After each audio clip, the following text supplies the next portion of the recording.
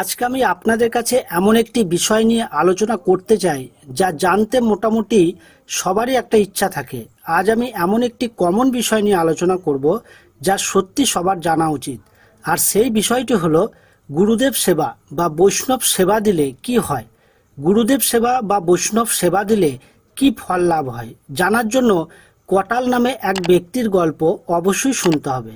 তাহলে ভিডিওটি দেখতে থাকুন এবং সঙ্গে থাকুন। তুঙ্গা ভদ্রা নদীর পাড়ে কটাল নামে এক ব্যক্তি বাস করত। সে একজন পাপী ছিলেন। এমন কোনো পাপ কাজ নেই যা তিনি করেননি। তার কাছে কিঞ্চিত মাত্র ধর্মজ্ঞান ছিল না। তিনি এটাও বুঝতেন না যে কোনটা সাধারণ মানুষ, কোনটা বৈষ্ণব বা গুরুদেব। এতটাই পাপী ছিল সে। তিনি শুধু লোকেদের উপর অন্যায় ও অত্যাচার করতেন। পশু হত্যা, নারী হত্যার মতো জঘন্য পাপ করেছেন তিনি। মানে এক কথায় বলতে গেলে এমন কোনো পাপ কাজ নেই যা তিনি করেননি। তার মনে কোনো মায়া, দয়া বা কোনো রকম আত্মজ্ঞান ছিল না। একদিন খুব ঝড় বৃষ্টি হচ্ছিল। সেই ঝড় বৃষ্টিতে এক গুরুদেব বা বৈষ্ণব আটকে পড়ে, তাও আবার কটালের গৃহের পাশে। তারপর তিনি কটালের গৃহে আসে।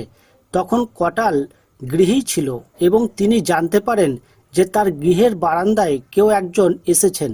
যিনি এসেছিলেন তিনি একজন খাঁটি গুরুদেব বা বৈষ্ণব ছিলেন। কিন্তু গুরুদেব বা বৈষ্ণবেরা যে কি জিনিস এ কথা তো আর কটাল জানতো না। সে তো এটাও জানতো না যে তার গৃহে একজন গুরুদেব বা বৈষ্ণব এসেছেন। যাই হোক, সেই গুরুদেব বা বৈষ্ণবকে দেখে কটালের মনে একটু মায়া হলো এবং তিনি তাকে তার গৃহে আশ্রয় দেন। কিছুক্ষণ পর ঝড় বৃষ্টি কমে যায় এবং কটালের গৃহ থেকে সেই গুরুদেব বা বৈষ্ণব চলে যান। এই ঘটনা হওয়ার কিছুদিন পরে কটালের মৃত্যু হয়ে যায়। কটালের মৃত্যুর পর তিনি গেল যমরাজের কাছে। এবার তার হিসাব দেওয়ার পালা, যে তিনি কটাল হয়ে জন্ম নিয়ে কি কি করেছেন। সেই হিসাবেই সেই ফল ভোগ করতেই তাকে আবার জন্ম নিতে হবে। আমরা তো মোটামুটি সবাই জানি যে আমাদের মৃত্যুর পর হিসেব দিতে হয়। যে যেই রকম কর্ম করে সে সেই রকম কর্মফল ভোগ করার জন্য আবার জন্ম নেয়।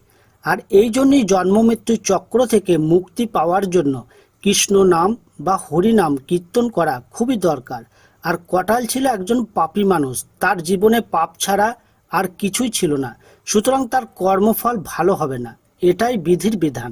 আসুন তাহলে এবার জেনে নিই কটাল ও যমরাজের মধ্যে কি কথা হয়েছিল। যমরাজ বললেন, চিত্রগুপ্ত, দেখো তো এই কটাল নামে মানুষটার কর্ম কিরকম, আমাকে বলো তো একটু। চিত্রগুপ্ত বললেন, এই মানুষটি সারা জীবন যে কর্ম করেছে তাতে তো শুধু লাল কালি রয়েছে। সবশেষে তিনি দেখতে পেলেন সেই মানুষটির কর্মে কিছু নীল কালিও রয়েছে। যমরাজ বললেন, কটাল, তোমার জীবনেতে তুমি মানুষের উপর শুধু পাপ, অন্যায় আর অত্যাচার করেছো। একটি কাজ শুধু ভালো করেছো, তাই তোমার নরকে জন্ম হবে আর একবার মাত্র মানবকুলে জন্ম হবে। তাহলে তুমি আমাকে বলো, তুমি আগে কোনটি চাও? নরকে আগে যেতে চাও নাকি মানবকুলে আগে জন্ম নিতে চাও? কটাল তখন বলল, প্রভু, আমি জানি যে আমি সারা জীবন শুধু পাপ আর অন্যায় করেছি, যার জন্য আমাকে নরকে বাস হবে। কিন্তু আমি এমন কি করলাম যার জন্য আমি একটা মানব জন্ম পাবো? যমরাজ বললেন, ওরে কটাল, তুমি সারা জীবন ধরে পাপ করতে করতে একটা ভালো কাজ করেছ। আর সেটা হলো তুমি তোমার গৃহে এক গুরুদেবকে বা বলতে পারো কোনো এক বৈষ্ণবকে আশ্রয় দিয়েছিলে। আর এই পুণ্যের কাজটি করার জন্যই তুমি একটি মানব জন্ম পাবে। কটাল তখন বলল, কিন্তু আমি তো তাকে শুতেও দিইনি আর কোনো কিছু খেতেও দিইনি, তাতেই আমি এত ভালো ফল পাবো? যমরাজ তখন বলল, হ্যাঁ, সেই গুরুদেবকে আশ্রয় দেওয়াতেই তুমি মানব জন্ম পাবে, আর এটাই তোমার জীবনের সবথেকে পুণ্যের কাজ। কটাল বলল, প্রভু, আমি সব বুঝতে পেরেছি। আমাকে প্রথমে মানব জন্ম দেন, আর তার সাথে আমি আপনার কাছে কিছু আবদার রাখতে চাই। আর সেটা হলো, মানব জন্ম পেয়ে আমি যেন শুধু গুরুদেব বা বৈষ্ণব সেবা করি। আমার মন যেন আর পাপ কাজ না করে এবং আমার মন যেন আত্মজ্ঞানে ভরে যায়। যমরাজ তখন বললেন, তথাস্তু। কারণ কেউ যদি গুরুদেব সেবা বা বৈষ্ণব সেবা দিতে চায় তাহলে তাকে সবাই সুযোগ করে দেয়, কেউ বাধা দেয় না। এবার দেখুন, কটালের জন্ম হলো। জন্মের পর তিনি একের পর এক বৈষ্ণব বা গুরুদেব সেবা দিতে দিতে তার সমস্ত পাপ ক্ষয় হয়ে যায়। তারপর এমন একটি সময় আসে যে কটাল বৈষ্ণব সেবা দিতে দিতে তার সমস্ত পাপ ক্ষয় হয়ে পুণ্য সঞ্চয় হতে থাকে। অবশেষে তার মৃত্যুর পর ভগবান শ্রীকৃষ্ণের দূত তাকে সসম্মানে রথে করে ভগবানের ধামে নিয়ে যান। তার কাছে আর যমরাজ আসতে পারে না। আশা করি আপনারা বুঝতে পেরেছেন যে গুরুদেব বা বৈষ্ণব সেবা করলে কি লাভ হয়।